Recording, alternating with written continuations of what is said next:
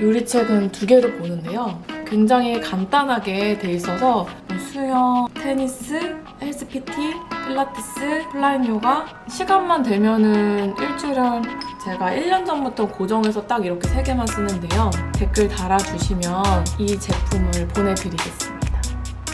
인생에 있어서 비중은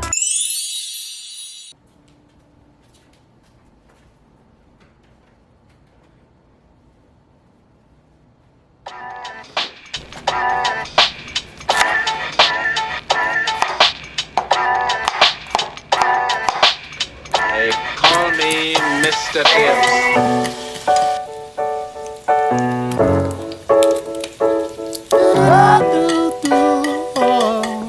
이거 인터넷으로 살 수 있는데 배송되는데 조금 시간이 걸려요. 소스를 넣으면 다른 공심채 소스보다 훨씬 맛있어요.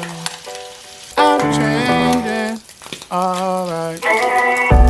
I'm changing, I'm changing, I'm changing. Say I'm changing, I'm changing, I'm changing. Say I'm changing, I'm changing, I'm changing, I'm changing. Say I'm changing. I cannot wait till I move back to the south side. Love in the air, I embrace it with my arms wide. Miss my mama cooking, hugs and kisses at the door. Goodbye to the city, standing on my tippy toe. Y'all don't even know me, I don't even know me. Changing cause of college, childhood friends want the old me. Now they think of me like Adrian or LeBron, but I didn't like the feelings when I put those jerseys on. So I'm changing, I'm changing, I'm changing. Say I'm changing, I'm changing, I'm changing. Say I'm changing, I'm changing. 안녕하세요. 제가 오늘 Q&A를 해보려고 합니다. 저에 대해서 Q&A를 할 만큼 궁금해 하는 분들이 있을까 싶어서 사실 하는 게 조금 망설여지기도 하는데, 그냥 저를 아는 시간이라기보다는 제가 그동안 댓글이 많이 달렸었는데 댓글에 일일이 대답을 못했고, 제가 컨텐츠 만드는데 너무 느리게 해서 답변 기다리시는 분들께 죄송하더라고요. 그래서 조금 한 컨텐츠마다 할애는 하진 못하지만 Q&A처럼 좀 타이트하게 대화식으로 간단하게 답변해 드렸으면 해서 Q&A 자리를 만들어 보았습니다. 이렇게 하는 거 맞는지 모르겠는데 한번 해볼까요? 한 10가지를 추려봤어요. 참고하는 요리책 있나요? 저는 제가 워낙 다이어트를 해온 기간이 굉장히 길어서 그동안 이것저것 해먹다가 그냥 노하우가 좀 쌓인 것 같아요. 그리고 저는 보시면 아시겠지만 뭐 국, 찌개처럼 감칠맛 나게 하는 음식은 사실 잘 못하고요. 후루룩 뚝딱 이렇게 해버리는 약간 서양식 음식이나 탄수화물 잘 안 들어간 그런 샐러드류 같은 것만 잘 만들지, 사실 요리 자체를 잘하진 못해요. 일품 요리 같은 건 진짜 못하고. 요리책은 두 개를 보는데요. 이거는 제가 냄비밥 할 때 도움을 많이 받았고요. 이분은 인스타에서 옷 파시고 가방 파시는 분으로 되게 유명한 분이신데, 그분이 워낙 센스가 있다 보니까 요리도 굉장히 센스 있게 잘하셔서 책으로 내셨어요. 굉장히 간단하게 돼 있어서 냄비밥 처음 입문할 때나 아니면 애들 밥 해줄 때 굉장히 참고하기에 좋으실 것 같고요. 그리고 이 책은 제가 굉장히 예전에 사놓은 책인데, 이것도 이제 샐러드 위주로 되어 있고, 샐러드가 종류가 몇 개냐, 쪽수로 따지면은 470쪽이 넘어가는데 굉장히 빼곡하게 다양한 샐러드가 가득 들어있어요. 그리고 샐러드뿐만 아니라 채식으로 하는 음식들이 주로 들어있어서 저 같은 경우는 이렇게 채소 손질 같은 것도 잘 못하거든요.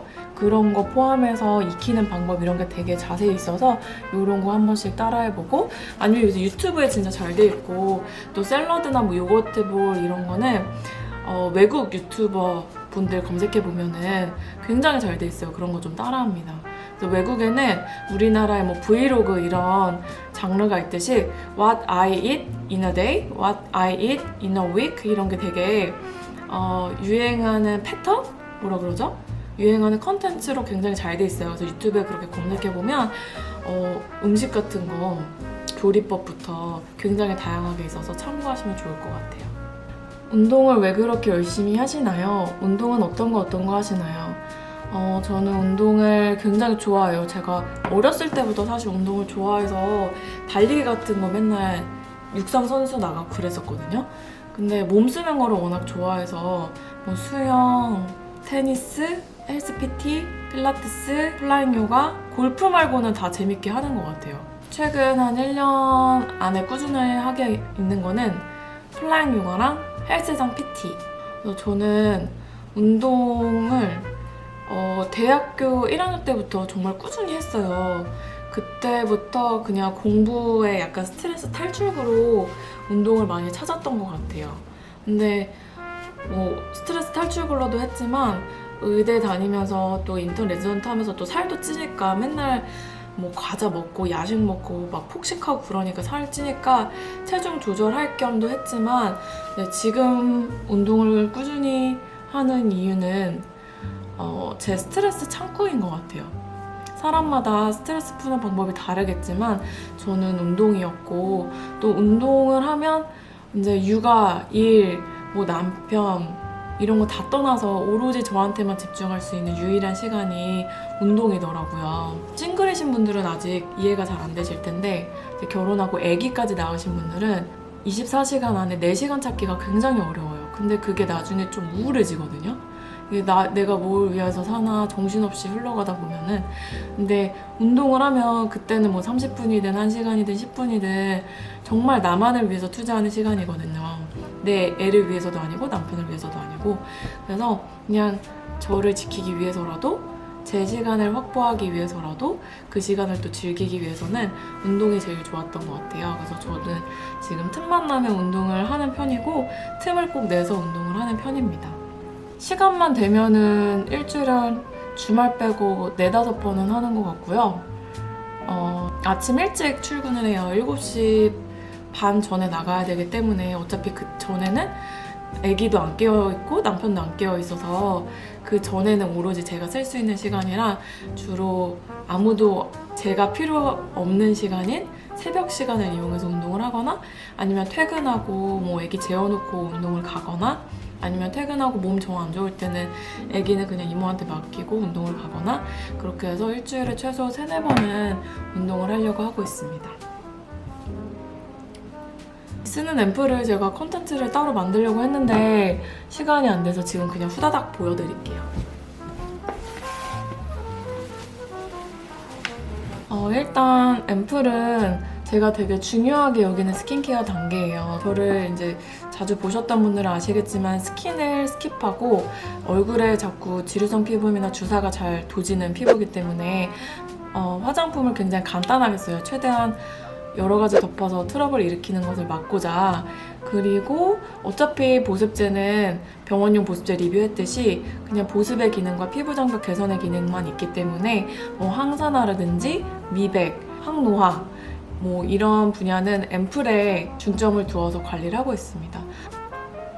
근데 사실 피부과 의사들은 화장품에 크게 신경을 안 써요.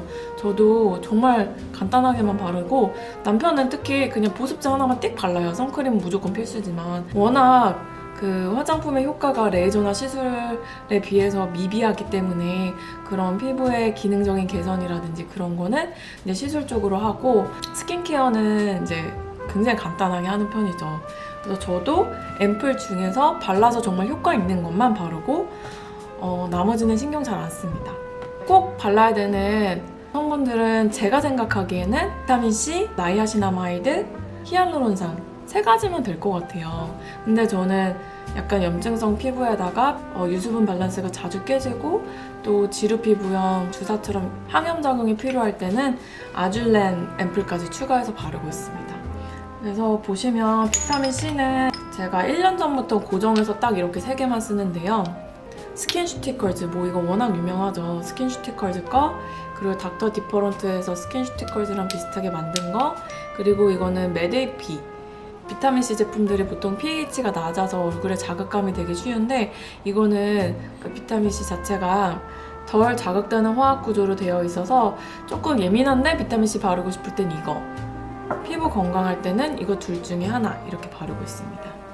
그리고 이거는 미국에 계시는 제 구독자분께서 보내주셨는데 스킨슈티컬즈랑 비슷하다고 보내주셨거든요. 근데 써봤는데 향이나 느낌 같은 면에서 굉장히 비슷했어요.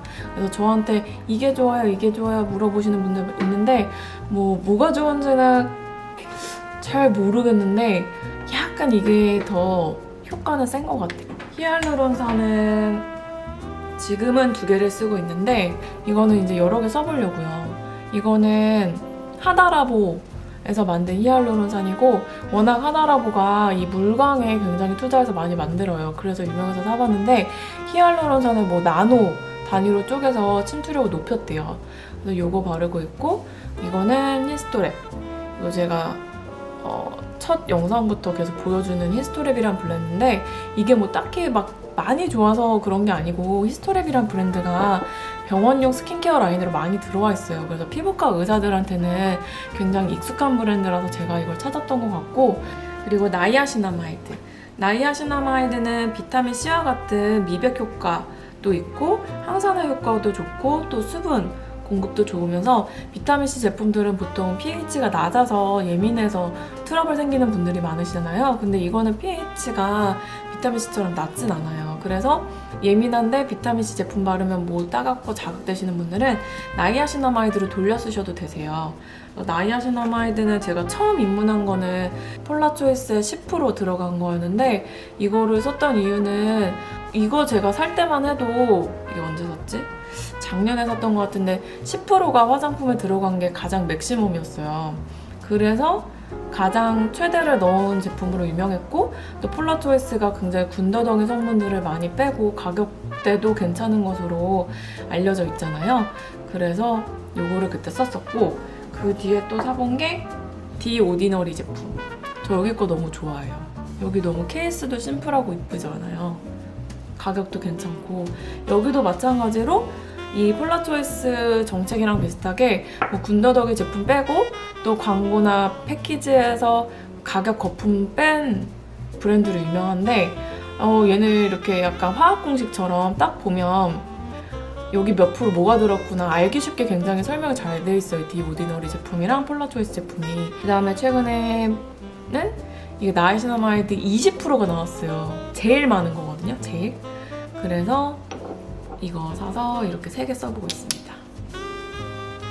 그리고 아줄렌 앰플은 제가 워낙 영상 처음부터 많이 말해서 저는 이거 이제 항염 작용 때문에 모낭염 진정이나 지루 피부염이나 뭐 주사 올라왔을 때 진정으로 많이 하거든요. 그래서 이것도 피부과 스킨케어실에서 여드름 짜주고 항염 작용 있으니까 바르고 뭐 고무팩 하거나 이런 식으로 스킨케어실에서 많이 써요.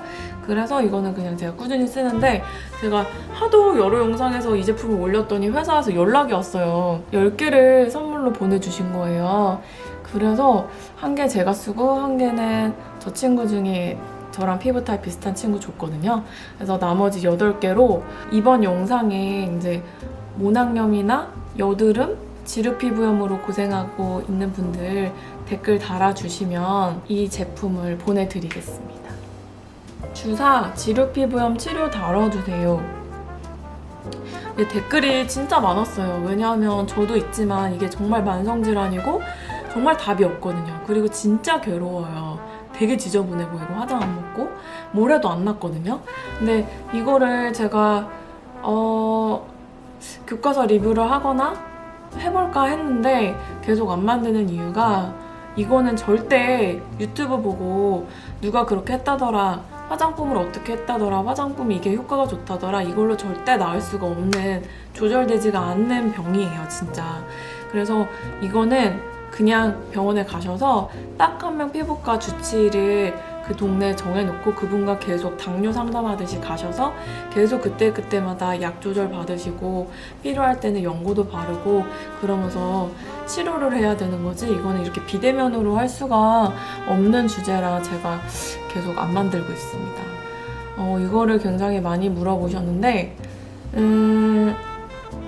저는 이거는 정말 사람마다 다른 것 같아요. 근데 저는 조금 주변에 다른 사람들보다는 보통 아기를 낳으면 아기가 우선인 집들이 굉장히 많아지거든요.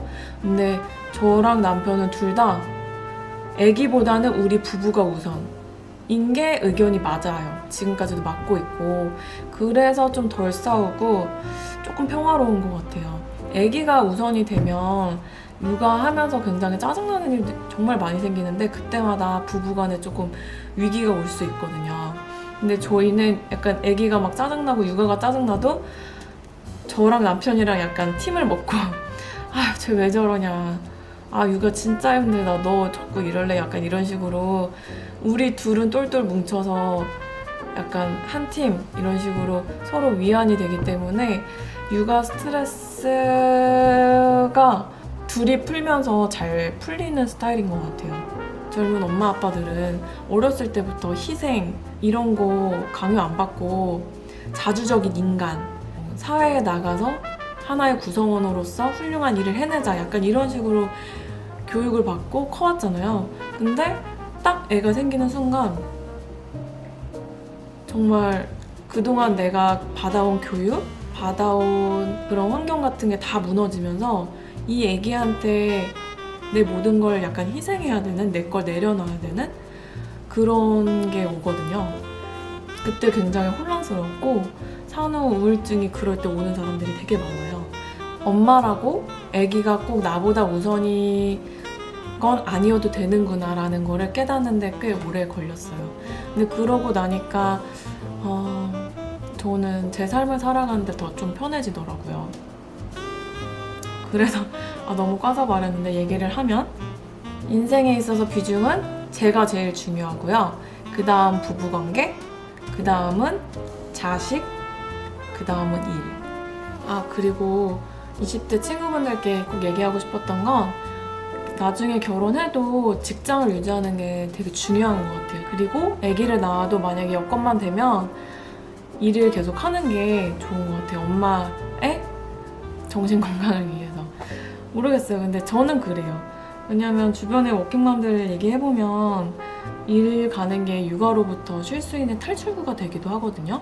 그리고 나를 누구의 엄마, 누구의 와이프보다는 나 자신을 유지할 수 있는 시간이기도 하고, 근데 모르겠어요. 뭐 사람마다 다르겠지만 저는 그게 되게 중요한 사람이라 일을 유지하는 게 저의 정신 건강에 좋더라고요.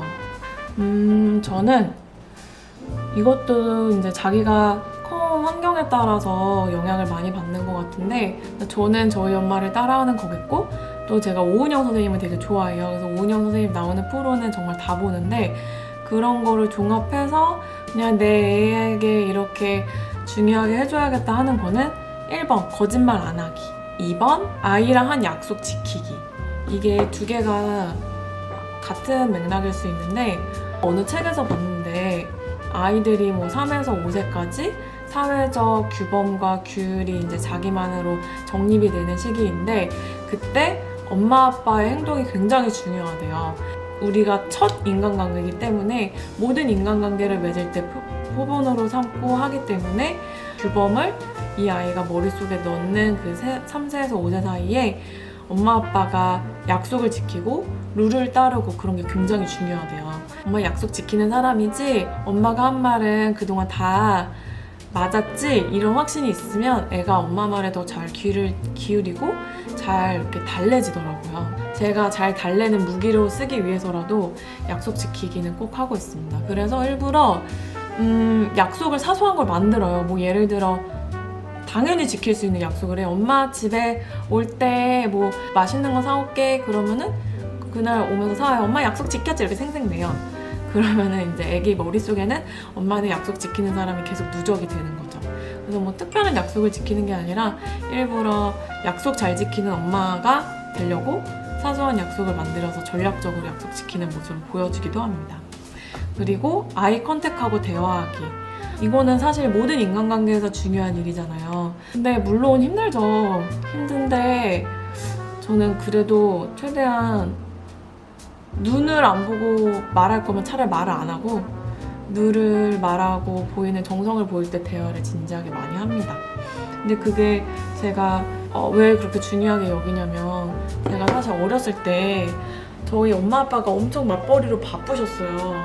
그리고 언니, 나, 남동생 이렇게 셋이었는데 그냥 엄마 아빠는 너무 바쁘고 그랬어요. 근데 그때 제가 5살에서 7살 때 두통이 너무 심하고 야경증이 너무 심해서 그 꼬마가 서울대 뭐 정신과 안 다닌 데가 없었대요. 근데 서울대 정신과에서 저를 그 미술로 심리 상담을 해봤더니 이렇게 큰 도화지에 저만 가운데 딱 있고 엄마, 아빠, 남동생, 언니가 각 방에 들어가서 각자 있고 저만 혼자 있는 그림 그렸대요. 소름이죠.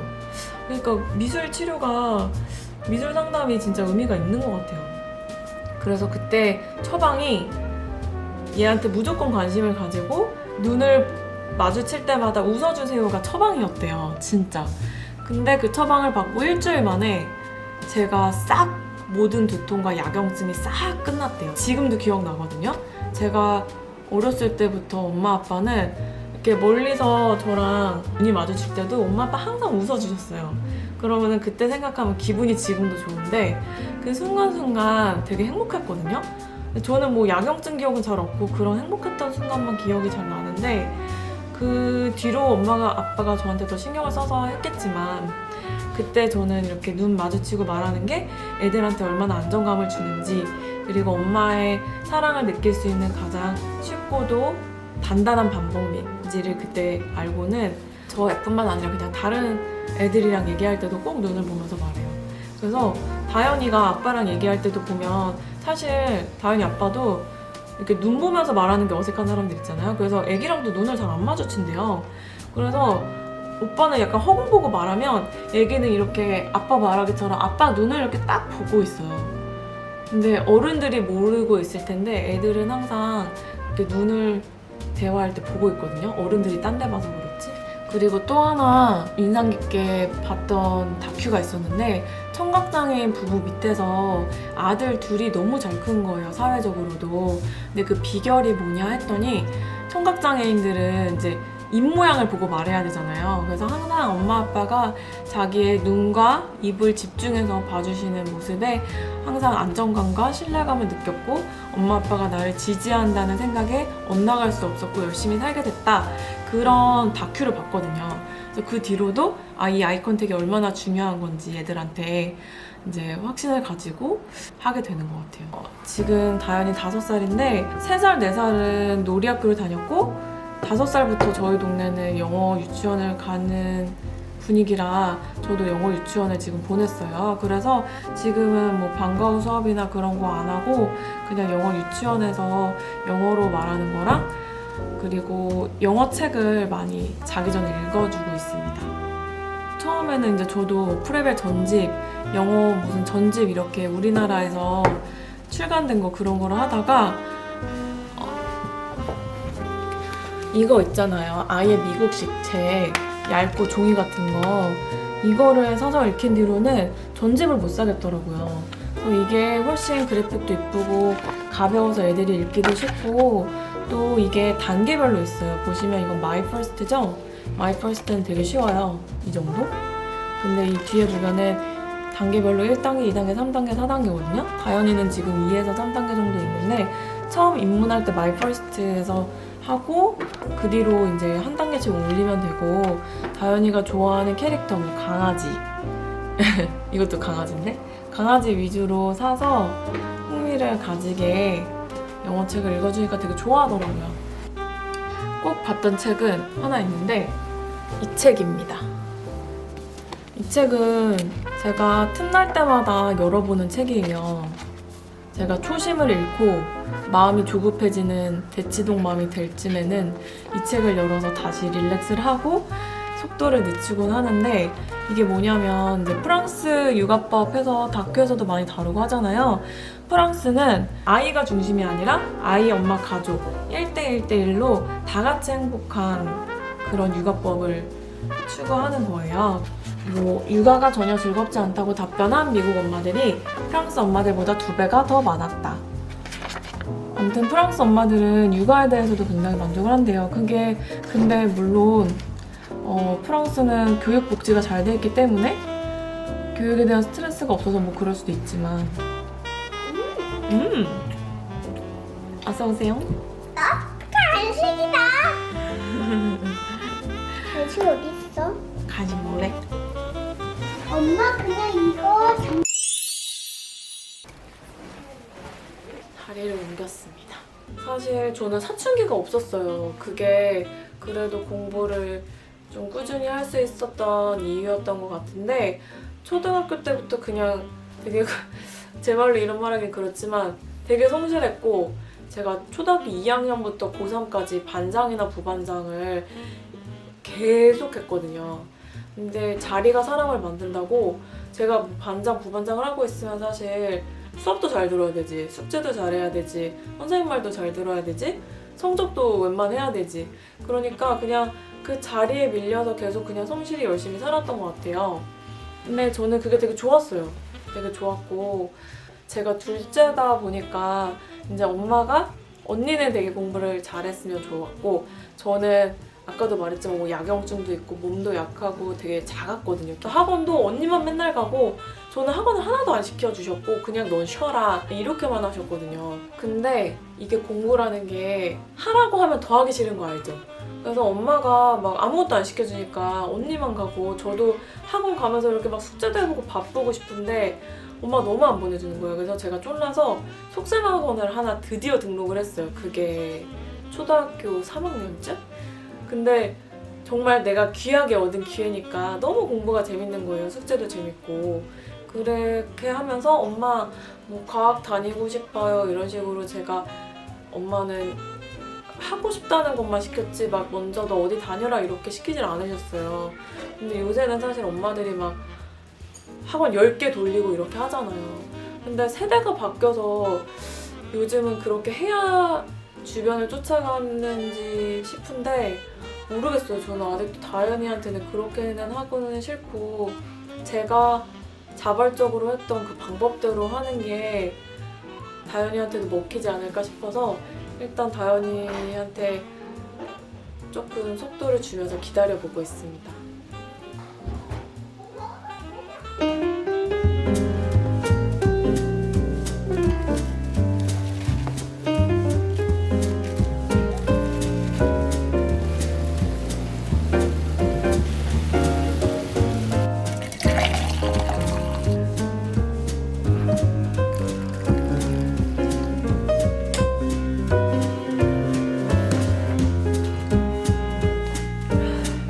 Q&A 하기 되게 힘드네요. 어느새 밤이 되었습니다.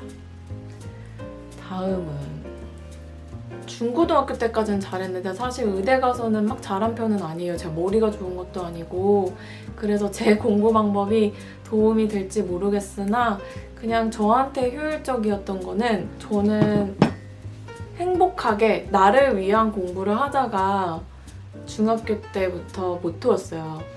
근데 왜 그런 사고가 생겼는지 모르겠는데 어렸을 때부터 엄마가 항상 모든 일을 할 땐 너가 행복하자고 하는 것이다. 이걸 되게 강조를 많이 하시고 그랬어요. 그래서 공부할 때도 내가 썩어서 공부하기보다 이 순간 내가 어차피 할 거면 그냥 즐기면서 하자.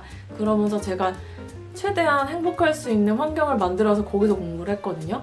예를 들어 뭐 카페, 내가 좋아하는 분위기의 카페에 가서 공부한다든지 내가 뭐 좋아하는 옷을 입고 한다든지 이제 운동하고 기분 좋게 공부를 한다든지 뭐 그런 식으로 아니면 뭐 제가 하늘 보는 거 좋아하니까 고등학교 때도 뭐 옥상 가서 공부한다든지 공부를 하더라도 썩어서 공부하는 게 아니라 이제 데이트하듯이 공부하는 그렇게 즐기면서 공부를 했던 것 같아요. 근데 그게 잘 먹혔던 것 같아요. 저한테는. 시각과 청각을 동시에 자극을 하면 공부가 배가 된다는 기사를 보고 저는 그냥 눈으로 보고 독서실에서 조용히 하는 거 말고 읽으면서 했거든요. 눈으로 보면서 읽으면서 동시에. 그럼 시각적인 인식, 청각적인 인식이 동시에 들어가서 공부를 2배를 한 효과 같은 거를 낼 수 있대요. 그래서 저는 계속 그냥 말이 필요해서 뭐 카페에 가거나 뭐 공원 아니면 집에서 공부를 많이 했어요. 근데 그것도 개인차가 있어요. 엄청 조용한 데서 눈으로만 공부하는 친구들 있거든요. 근데 저는 그런 타입이 아니었어요. 그래서 자기한테 어떤 게 맞는지 여러 가지 시도를 해보고 거기에 맞춰서 하고, 또 부모님들은 꼭 독서실에서만 공부하는 게 답이 아니니까 아이가 그렇다고 하면 믿고 한번 아이들이 놀려고 하는 게 아닌 의도만 있으면 좀 믿어주셔도 될 것 같아요. 그리고 제가 좋아하는 책인데요. 여기에 딱 좋아하는 문구가 있어요. 단지 바쁜 것만으로는 충분하지 않다. 개미들도 바쁘지 않은가? 중요한 질문은 이것이다. 무엇을 위해 바쁜가? 그러니까 그냥 열심히 공부만 해서 다는 게 아니라 효율적으로 공부를 해야 돼요. 그래서 저는 엉덩이가 무거운 편이 아니었고 노는 것도 좋아하고 운동도 좋아해서 아무리 고3이라도 공부만 할 수는 없었거든요. 그래서 최대한 내가 짧은 시간에 효율적으로 공부할 수 있는 방법을 항상 찾았던 것 같아요. 의대 때도 그렇고. 그러려면 일단 수업을 잘 들어야 돼요. 이거 진짜 너무 교과서적인 답이긴 한데 수업 시간에 시험 문제가 나와요. 이건 진짜. 선생님이 강조하는 말, 선생님이 그 50분 안에 뱉은 말은 정말 중요한 것만 뱉지 시험에도 안 나오고 중요하지도 않은 거는 말씀하지도 않아요. 그래서 수업을 잘 듣다 보면 아, 이게 시험 문제 내시려는 포인트구나. 그런 포인트가 있거든요. 그걸 별표를 막 왕만하게 쳤다가 나중에 그거 위주로 보는 거죠. 제가 선생님이 돼 보니까 더 잘 보이는 거예요. 제가 이제 애들 가르치는 입장에서 안 중요한 건 솔직히 말하고 싶지도 않아요. 입만 아프지. 근데 중요한 건 여러 번 강조하게 되고. 선생님이 돼 보니까 아, 선생님이 그때 그렇게 강조했던 게 시험을 낼 수밖에 없겠구나. 수업을 잘 들으면 시험을 잘 볼 수밖에 없겠구나를 알겠더라고요. 그래서 수업 시간을 잘 들어야 됩니다. 저도 이제 브이로그의 다른 직군을 보면서 그 직군을 되게 이해하게 되고 사람을 이해하게 되고 이런 장점이 있는데 사실 의사 브이로그는 아직 없잖아요. 그래서 사람들에게 이해하고 살아가는 사회 구성원의 하나로서 의사 브이로그도 한번 보여주고 싶었던 것 같아요. 그래서 시작을 하게 되었는데 제가 좋아하는 음악에 저의 일상생활이 실리는 거를 편집하는 게 굉장히 매력적이고 또 젊은 날의 저를 기록하고 젊은 날의 다현이와 젊은 날의 가족을 함께 기록하는 게 또 은근한 마치 유물을 남기는 듯한 매력이 있더라고요. 그래서 한동안은 계속 하고 싶습니다. 병원 좀 공개해주세요. 이거는 제가 저도 그렇고 제 남편도 그렇고 병원을 노출을 안 시키는 이유가 제가 유튜브를 시작한 것도 제대로 된 정보를 환자분들에게 알려드리기 위한 건데 제 병원에 대해서 정보가 노출돼 버리면 사람들이 선입견을 끼고 볼 것 같아요. 아무래도 뭐 병원에 있는 장비 홍보하려고 하는 거 아니냐, 병원 홍보하려고 하는 거 아니냐 하면서 선입견을 끼고 볼 것 같아서 최대한 사람들의 선입견 없이 정보로 다가가고 싶어서 병원 노출은 안 하려고 합니다. 오늘 Q&A 어떠셨을지 모르겠습니다. 제가 말주변이 없고 카메라 보고 하는 게 어색해서 시선 처리나 말 같은 게 좀 버벅들였을 것 같은데 그래도 저에게 다가와 주시는 그 댓글 하나하나 다 읽고 있으니까 나중에 이렇게 Q&A 같은 영상이나 대화식 컨텐츠로 소통 많이 해보고 싶습니다. 다음에도 또 Q&A로 찾아볼게요. 안녕, 잘 자요.